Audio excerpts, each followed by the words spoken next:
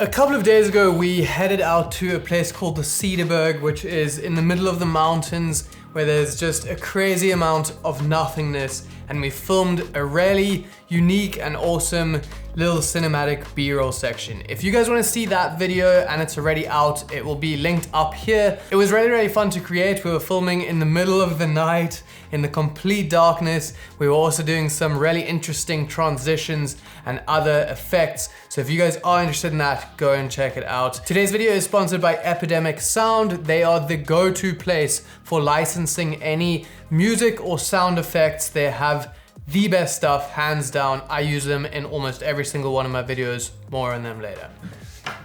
In today's video, I want to share 6 things that are going to drastically help you when you guys are putting together an edit. There's a variety of things, some things that are going to help you speed up your workflow, some things that are just going to make your edits look more well-rounded and professional, and some other just odds and ends that we're going to throw in there, all of which can be hugely beneficial if you guys haven't quite mastered editing or you're just looking to take your content to the next level. Let's start off with something not too glamorous, but very helpful, and that is shortcut keys. Now, you can customize your shortcut keys however you want. I have a custom layout set up on my keyboard, but you guys need to adjust this to whatever your editing style is.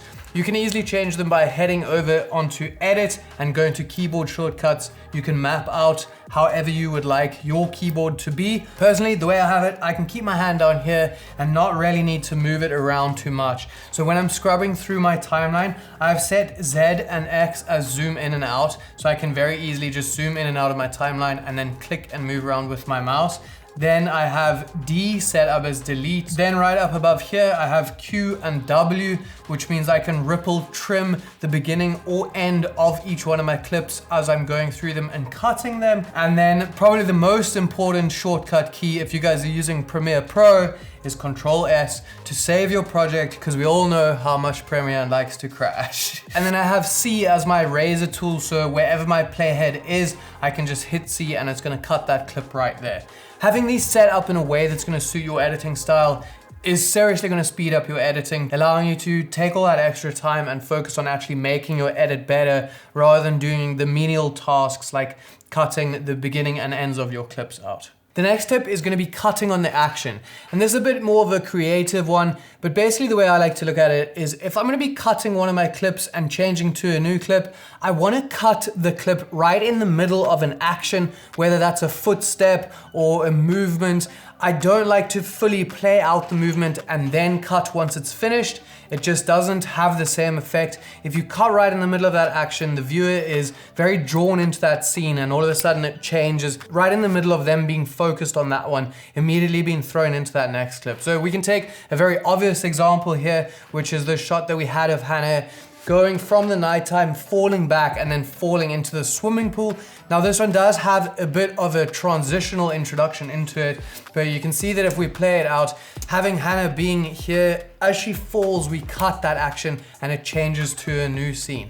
It doesn't have to be as drastic as that. As you can see here, when Hannah is just touching her head and like kind of running her fingers through her hair, rather than letting that whole thing play out and her do that and then put her arm back down, and then there's like a break in that clip, then cut in the next one, it just introduces these little boring pockets of kind of dead information. The viewer has already imagined what's going on in there. They don't need to see that play out the whole way through. Right in the middle of that, I'll cut to the next one, and it's just gonna keep the attention much more drawn in and the focus of the viewer way more intense on the little story that you guys are portraying in that edit. The next tip is to use wide and close-up shots one after another, and you can sort of switch back and forth between them. So if you look at the end of our video here where we had Hannah walking with the lantern along the mountains, I did a lot of shots that are like kind of wide to medium shots and then a really tight shot back out to a wide to medium shot, especially if you guys are editing something in a sequence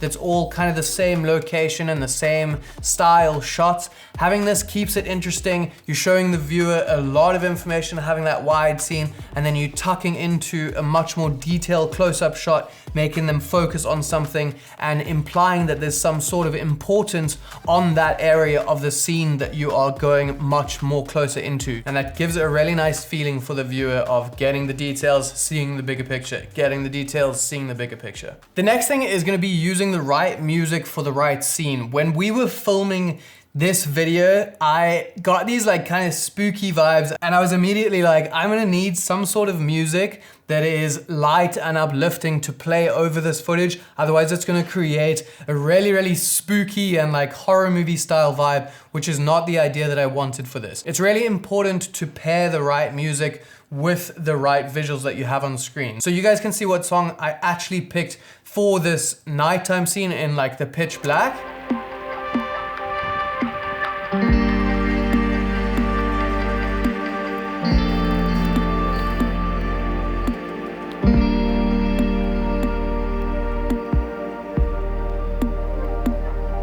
But now check this out, if we were to take the exact same sequence and throw on a kind of spooky track, look how different the feeling is of this footage that you guys are gonna be receiving as the viewer.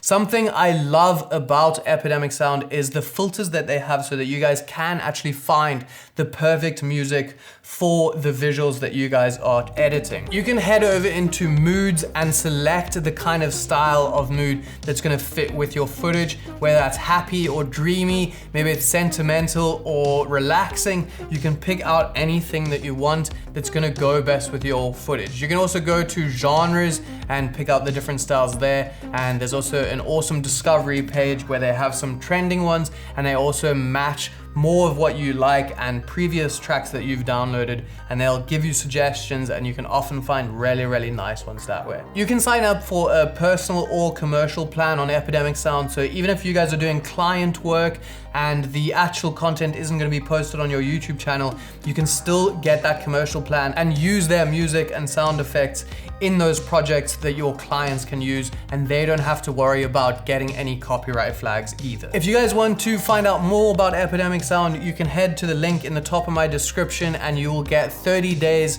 completely free. So go and check it out. You can use any music that you want in those 30 days, and anything that you do use, even if you decide not to stick with the subscription, you'll still be able to keep out on your channels and they won't get flagged. So it's a no-brainer, you can't lose out on this. Head over there and check out some of the music and sound effects they have to take your videos to the next level. When you guys add sound effects into your video, you'll notice that your footage completely comes to life much more than just having that track on there. Check out this little scene right in the middle here with the music and no sound effects, and then afterwards I'm going to show you the sound effects that we actually placed in there to make this video so much more immersive.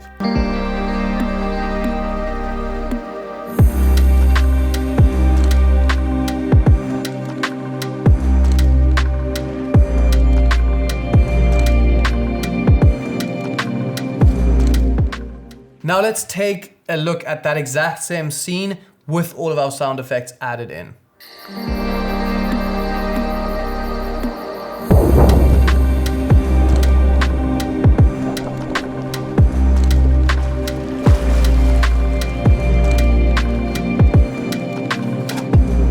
You can see that it completely brings that footage to life.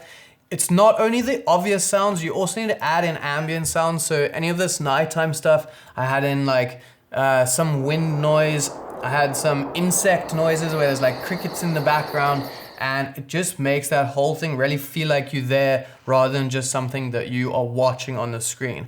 I think often these days people use music in an overpowering way, and it's way too dominating of the video. It's just like a really loud track and then footage thrown in there, kind of cut to the beat. You should be able to almost mute your music and play that same scene, and it should feel still like really immersive and interesting even with none of that music in there.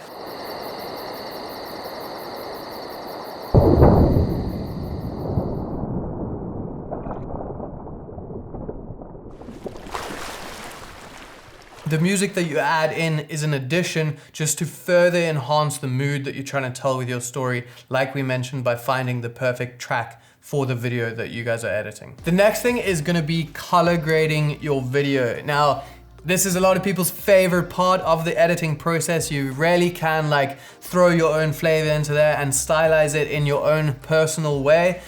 There's a couple things that I like to keep in mind when I am color grading my footage. And I have a secret little tip for any of you guys that are editing in Premiere Pro. Again, going with the mood that you guys are trying to portray in your video, I think the color grade should almost match that. So if you're going for something really light and bright, you can make your colors more saturated, your image brighter and warmer. If you're going for something really dark and suspenseful, maybe you want to have it a little bit more underexposed. You can have more blue tones rather than those warm tones.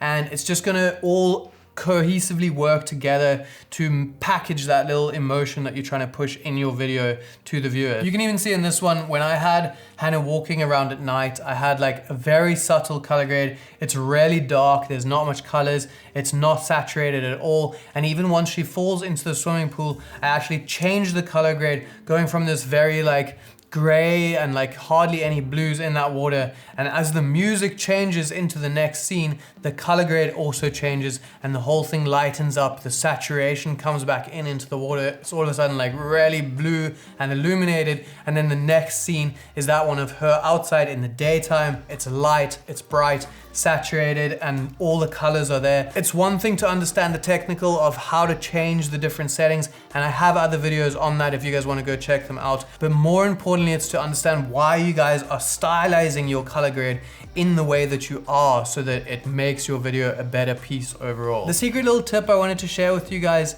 about editing in Premiere Pro. Now this is Premiere Pro specific, but when you guys are rendering out your footage, it doesn't actually render out in the same way that you see it on your Premiere screen. Basically what you guys need to do is when you're rendering out, and you need to apply a gamma compensation LUT to bring all those blacks and the colors back into your footage. I'll put a link in the top of my description to the LUT that you guys can download. It's completely free and you can actually get it off the Adobe website.